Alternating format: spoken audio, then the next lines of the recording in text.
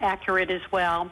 And I just wondered, how unique is the antenna reflector? It looks a little different than any other I've seen. So what can you tell me about what makes it different? Why is it so big? Why not have more of a traditional type reflector? Thanks. Thanks so much, Marcia. So the NASA budget for NISAR is $1.2 billion. As Wendy said, it's roughly a 50-50 with ISRO, but I will defer to them on their final costs. We'll follow up with you on that. And yeah, the dish is unusual. It's not totally unusual. We've flown that kind of sort of blooming antenna before, but it is just an unprecedented amount of detail that we're able to look at with NISAR. And I'm actually going to toss to Karen, because I know that she would love to gush about the excitement of this radar antenna. So Karen, over to you. Yeah, thank you, Nikki. And let me just amplify the excitement about flying an antenna this large. And you saw a great animation from Paul on, why fly an antenna this large? Well, it's to get that spatial resolution, to get that high fidelity view of these very what can be very small changes, but they can have enormous implications. So yeah, that's we're really excited, and I will tell you, I'll echo something that I think Wendy said. It's really something when you see that antenna deployed. I could add something. All right, Paul and Wendy, if you'd like to add as well. Go, Paul. Yeah, one reason for the large size of the reflector is just to be able to collect as much light as possible to increase the sensitivity. It's kind of like a bucket to collect rain. The larger the bucket, the more rain you can collect. So we want to collect as much light as possible. The antenna itself is a heritage design. It's been flown many times in GEO for telecommunications satellites. So we're quite confident in its ability and its heritage. And I just want to also point out one reason why we use this type of reflector antenna as opposed to a phased array antenna sometimes is because of the dual frequency system. They both have a feed right here that illuminates this large antenna. So without having, to enable this partnership is why we need to have this kind of a reflector antenna. And again, as Paul said, the size is driven by a combination of resolution and coverage. So it's required for all of that. Thank you. All right, thank you all for those answers. And up next, we have Will Robinson-Smith from Spaceflight Now. Hi, thanks so much for taking the time to talk with us today. Question either to Karen or Wendy, I suppose. Can you talk about the deployment timeline once the satellite has separated from the rocket's upper stage? How soon you expect to acquire signal? What the deployment timeline is for the boom and for the reflector. Thanks. I'm going to hand that question over to Wendy. Okay, so we will launch on July 30th. Within a few days, we will get the whole spacecraft checked out and operational. We'll get our acquisition of signal. And on day 10 of the mission is when we start the deployment process of both the boom and reflector. And it takes 8 days to deploy it. So there's 4 hinges on this boom. So then every day each boom is deployed, and then on the last day of our deployment is when we deploy the full reflector, and that's a 2-step process where we first bloom it to partially deploy it, and then we power deploy it to the full opening. So it's an 8-day process to complete the full deployment. Great, thank you. And then up next on the phone line we have Alexandra Witz from Nature Magazine. Hi, thanks for taking my question. This is for Karen St. Germain. I want to ask about the future, and I'm going to try to thread this in a way that you can answer. You've talked about how NASA Earth science missions work together to strengthen our understanding of the Earth system. Can I ask you to just look in the future a bit more along those lines? How do you see NISAR working with the Earth science fleet that you currently have at NASA? How long do you see it continuing to work, and how might it inform future NASA Earth science missions if we have those? Yeah, thanks. That's a great question, and this will be the first time that we have a capability like NISAR on orbit, and so you've heard us talk about the things that we already know it will be able to see. One thing for sure, one thing we've learned over and over again about missions that look down at the Earth is we will learn things and see things that we didn't ever expect to see or didn't anticipate seeing. So there's always a lot of serendipity that comes along with these first ever missions. But I will say that it does fill a very different role. And actually, the image that we just saw comparing electro-optical to SAR imagery that Paul showed, that actually gives you a good sense of how a radar mission sees the Earth very differently from electro-optical, from thermal, from gravity missions, and so forth. So, when we look at how the Earth is changing, and it is always changing, this NISAR will give us positional change, movement, structure that has changed. And it's a really important independent piece of information which can be combined with what we learn from other missions. So this kind of knowledge has been reaffirmed, well, in the 2007 Decadal Survey and in the 2018 Decadal Survey. They reaffirmed the importance of this kind of information. So NISAR will be a pathfinder for us in many ways and lead us into the future, help us understand how we might define and build future follow-on synthetic aperture missions. Thank you, Karen. And up next, we have some social media questions. But just a reminder, if you're a member of the media, press *1 to get put in the queue. So up next, we have a question from Jeff Faust of Space News, who asks on X, there we go, how has NASA ensured that recent anomalies on ISRO missions like the NVS-02 spacecraft and PSLV C61 launch do not pose a risk to the NISAR launch? Nikki? Yeah, thanks for that question. As always, we like ISRO to answer any questions about their launch vehicles. But obviously, we've been getting a lot of data from them, and we just can't wait to see NISAR take to the skies on July 30th. Thank you, Nikki. Up next, we have Manish on YouTube who wants to know what kinds of natural or human-driven processes can NISAR detect that existing satellites cannot? Paul? So, as Karen said, we're not entirely sure what we can detect. We designed the mission to meet a set of measurement requirements that are based on what we know.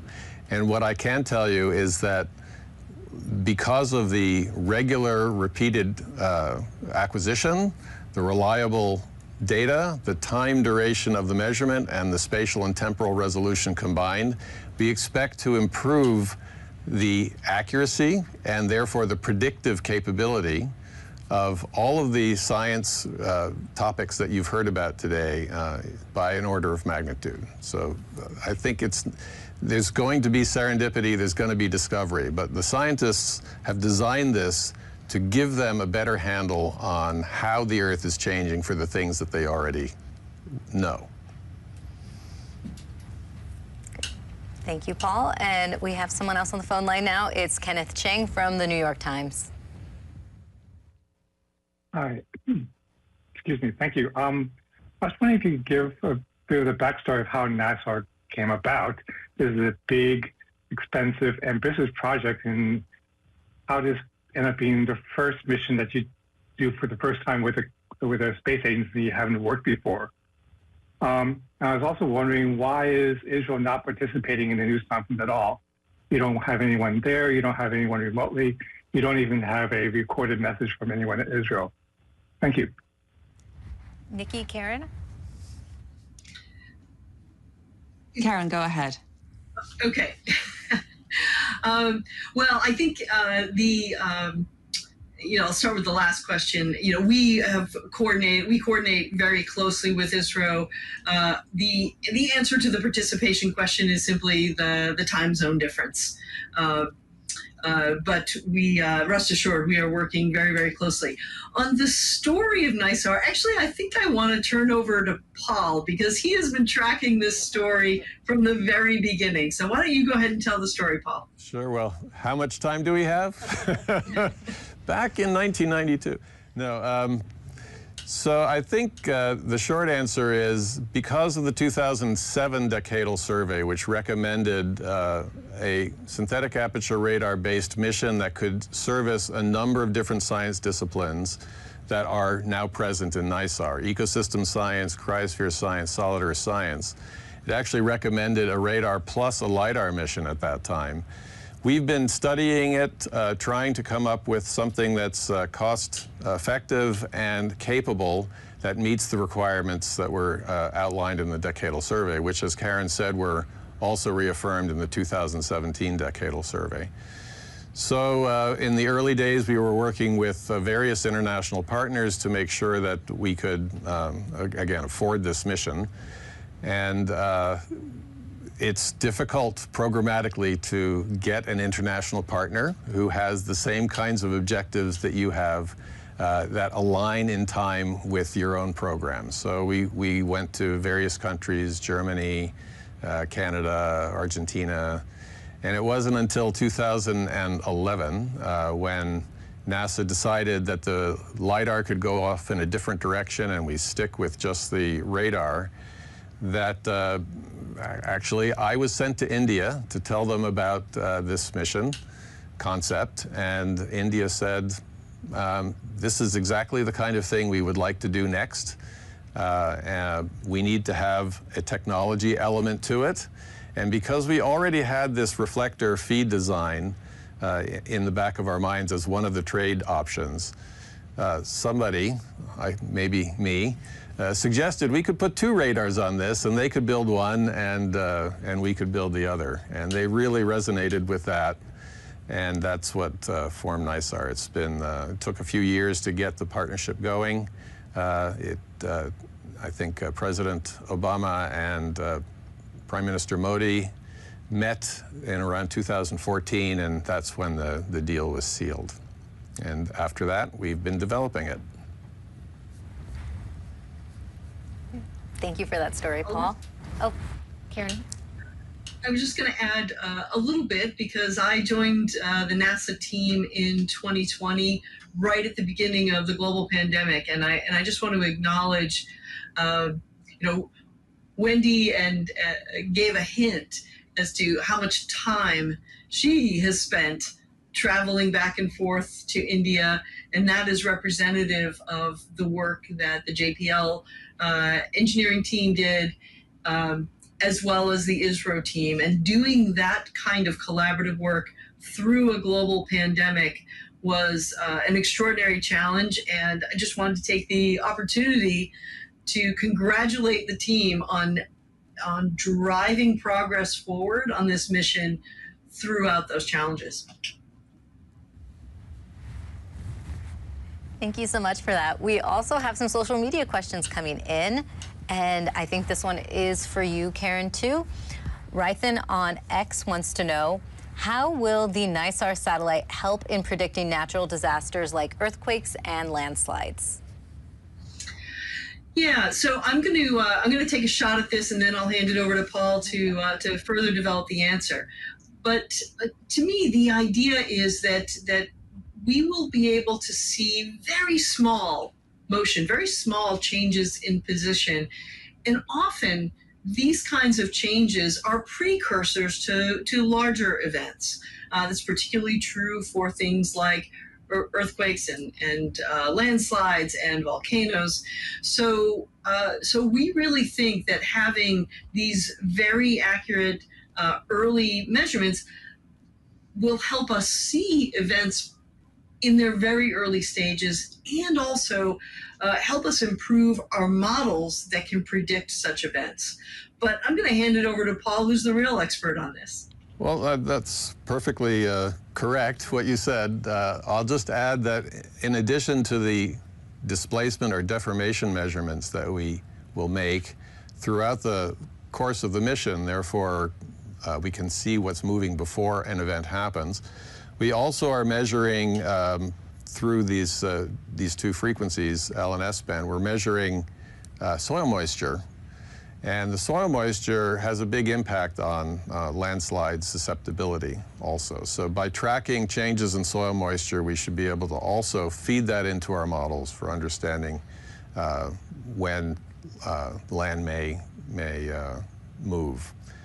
Another point on earthquakes, one thing that we also have learned over the years from airborne and other anecdotal data is that the Earth is moving in ways that are not always expected, and there are many faults, for example, in California and other places around the world that are actually always sort of creeping very slowly and imperceptibly, unless you have a radar, that may be relieving stress on some of these faults, and therefore giving us a hint that the earthquake potential may be less in certain places than we had previously thought.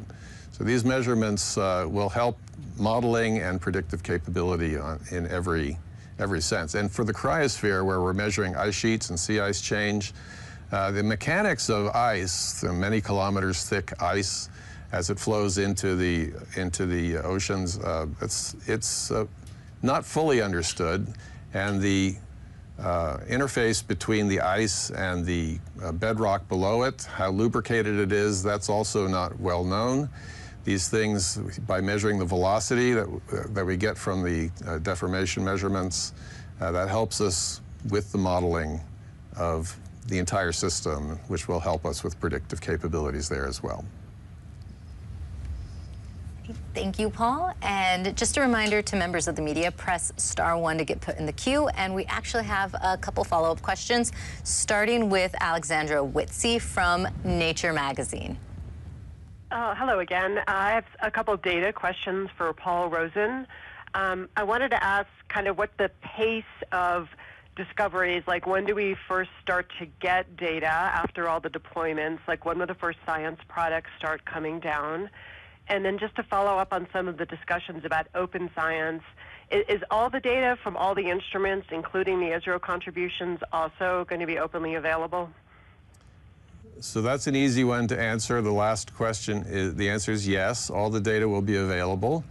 The L-band data from the NASA instrument will be at the Alaska Satellite Facility in its entirety, and this we have an unprecedented data set for NISAR compared to any other SAR mission. We're not just producing radar images, but we're producing various derived products from it, from interferograms and polarimetric products in a geocoded format, map format, that should make it very easy for scientists to just take the data and use it. The S-band data from the ISRO instrument, that will be hosted at their own site. It's called Bunidi at the National Remote Sensing Center in Hyderabad. And they are redoing their entire system, distribution system, to be very similar to ours. So we expect, ASF is wonderful for making data available conveniently, and we expect the S-band data for NISAR to also to be the same in India. So in terms of availability of the data, we have around, let's say, 65 days of various engineering-related activities, including getting the satellite into its final science repeat orbit, and then calibrating the pointing and other aspects of the radar. So by day 65, we expect to get the first full-frame science-grade images. It still won't be fully calibrated, but and we won't be in our operational mode yet. We'll just be taking data in various places just to check it out. Those data, once at the level of satisfaction of the science team that they are distributable, will be made available too. But it's not until around day 70 when we start ramping up to this science phase. We actually begin the science phase after day 90. The commissioning period is 90 days. that's when we officially will be taking data at the pace of all land and ice-covered surfaces twice every 12 days. From day 70 on, assuming that the quality meets our standard, all of those data should be freely available from the ASF DAC. I have championed the position that we don't want to hold on to any of these data so the community can get to it right away. Thank you, Paul. And up next, we have Marcia Dunn from the Associated Press with a follow-up. Yes. Question for you again, Paul, if I might.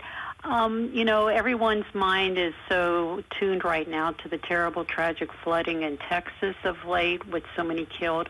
How could this mission have prevented that, or perhaps something like that in the future? How much can NISAR help with this flooding issue that can be so deadly at times? Thanks. Okay, so we can provide information. That's what NISAR is good at. We can provide several pieces of information. One is, as I mentioned, soil moisture. By understanding the soil moisture environment regionally, one can use that to understand the susceptibility in large rainstorms for flooding. That's one thing. The other thing is deformation. Over the life of the mission, as we measure changes in the land surface, assuming there is any, we can see how the floodplain is changing, and also will give us a sense for the susceptibility of floods. After an event like this occurs, we will be making observations twice every 12 days at the latitudes of the US. That means that 77% of the time or so we can see a given spot on the Earth every 4 days or so. So that means that, you know, for floods, which are very fast moving, we can't give immediate response, but with NISAR in combination with other international satellites, you can begin to build up an ability to see disasters as they unfold in a very rapid pace, and that should help with identifying areas of concern for first responders. We know that for earthquakes and volcanic eruptions in the past, radar data have proven very helpful, even with a longer cadence for first responders to understand hotspots and where to deploy. Thank you, Paul. Karen? Yeah, I'd just like to augment. That was a terrific answer, Paul. And I just want to just add a layer of information around that, which is just to be very clear. Of course, NASA is a science exploration agency, and we have there are federal and state level operational agencies that have that responsibility for delivering those operational services, such as warnings and alerts. So everything Paul said is absolutely accurate and can contribute to those efforts. We can improve our situational awareness and our predictive models, and transfer that information and understanding to those operational partners and support them in their efforts. Thank you both for your answers. We also have Will Robinson-Smith from Spaceflight Now on the line again. Hey, thanks for allowing a follow-up. Maybe just picking up where this conversation just left off with Karen and Paul. As far as the data is presented and available to folks, can you talk more about in what form that will take, like what people will be able to see when trying to access the data? And, you know, for any particular region that's wanting preponderance of data on just their specific neck of the world, is there a way to sort of stack up multiple revisits and create like a visual timeline for analyzing certain aspects of the data that's going to be presented for just, let's say, Dallas, Texas, or just a random example? Thanks. So I'm not entirely sure I know what you're driving at, but I can tell you about data access and what the products are. So we have a variety of products, images that are complex radar images Each image is a roughly 240 kilometer by 240 kilometer frame, and these frames are, everywhere around the world. And they are in a time series, and everyone is uniquely tagged. In addition to the images, there are derived products. These are interferograms, which are 12-day separated images combined to make a displacement measurement, which is coded in the phase of the measurement. Those are also geocoded so that they are immediately, you can immediately compare those to any other kind of map product. We also create something called the covariance product, which is basically the polarization information for the various channels of the radar that are also geocoded and corrected for terrain slope effects. So a directly usable, analysis-ready data product. So there's a suite of something like 9 to 15 products, depending on the region of the world, for each frame. Those are at the ASF DAC, the Archive Center and Distribution Center. There is a web interface that allows you to draw a box any place on the world that you want, discover what data sets are there using a set of attributes about the radar, the frequency, the polarization, the band, the resolution, that kind of thing. Lots of selections. That will then deliver to you a list of all the products available, and then you can either download them through a very simple API interface. You could also do this not through the web, but through an API. You could either download them for your own analysis, or you can use them on the cloud through various cloud resources that NASA makes available and that, of course, other cloud providers do as well. So it's very easy access. It's almost all the products except for the raw radar data. Those are all analysis ready to be used in a variety of algorithms. I would say that for the science products, the science requirements that we are validating, the science team has put together a set of algorithms and code that is also freely available. And you should be able to get that code, if you're so interested, get the data that in a time series fashion, feed that to the code and reproduce the results that the science team is doing for validating. And that code then should also be applicable any place around the world. So we're providing at least the basic tools for scientists and applications developers to go at it with these data. And if I could amplify that just a little bit, so Paul just gave a great description of all of the ways that folks can access data, particularly for scientific purposes and so forth. Let me move all the way to how would we support a first responder, right? Because a first responder or an emergency management organization is not in the heat of the moment going to be able to make use of raw data. For that, we work through our applied science work and with early adopters to build tailored products, to co-develop generally tailored products to provide the kind of information they know they're going to need in an emergency. So Paul had given an example earlier of flooded agriculture land versus flooded built environments, neighborhoods. Distinguishing those kinds of attributes in easy to read maps is the sort of thing that we would work with these operational agencies with in advance, so we have them ready to go when they are needed.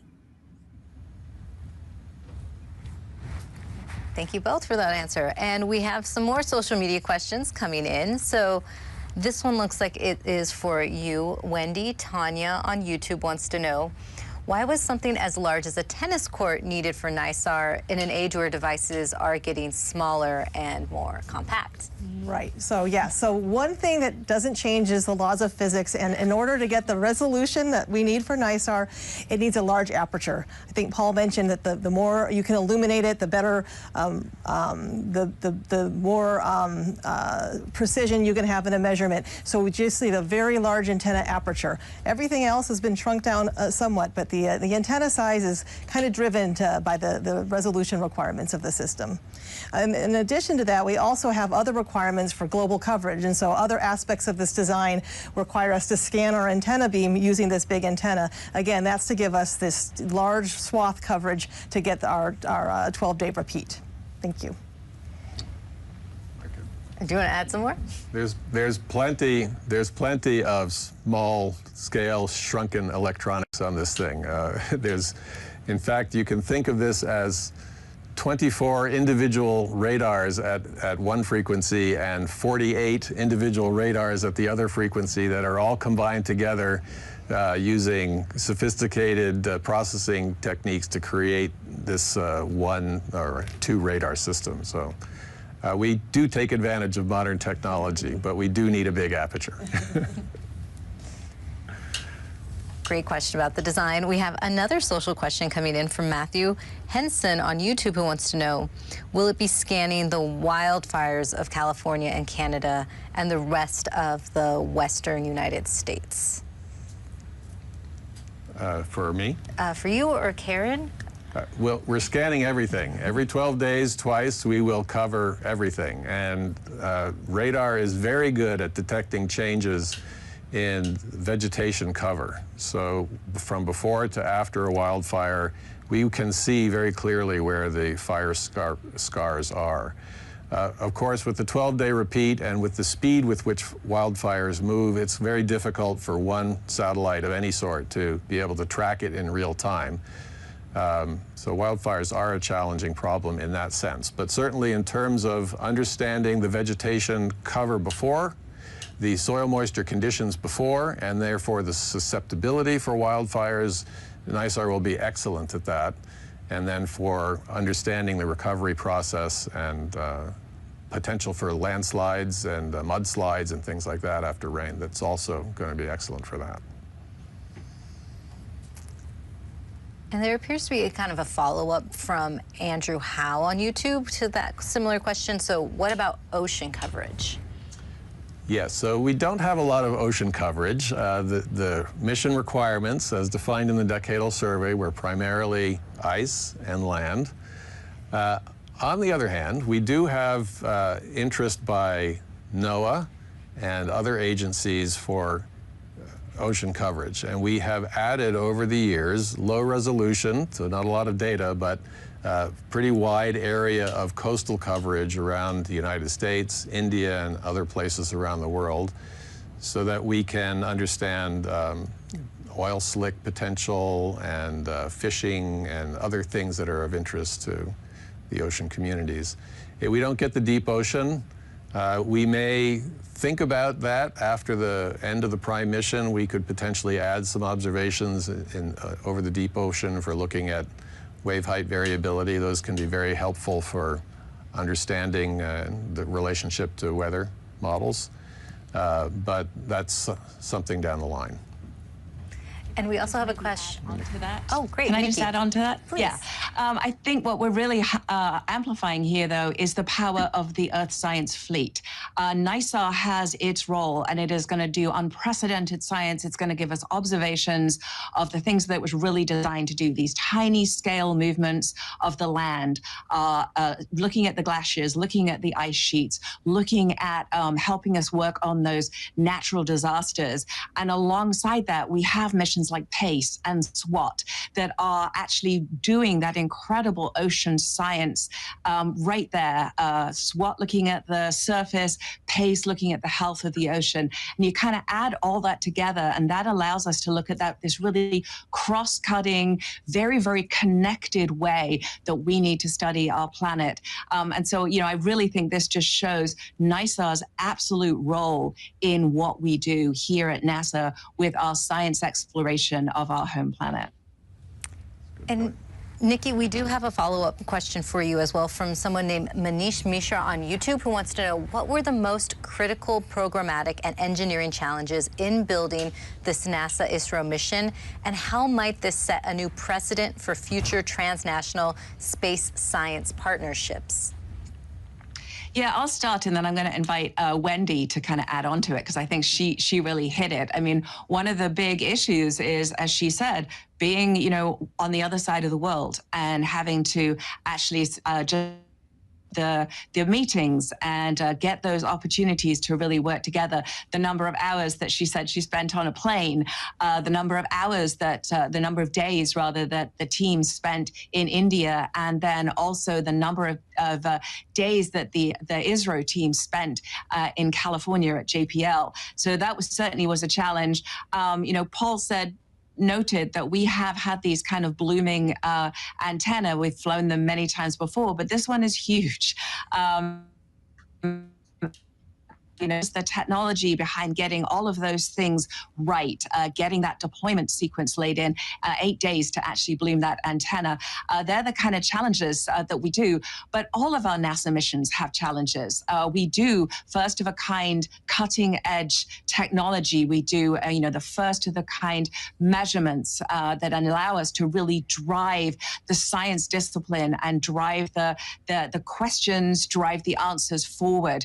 So every mission that we do has challenges, but you know, I think this one was really just an incredible just demonstration of how two teams, when they're really, really motivated to do these incredible groundbreaking missions, the way they can deal with these barriers, like being on the other side of the world, and come together as a single unified team to achieve these incredible things. But Wendy, please add on.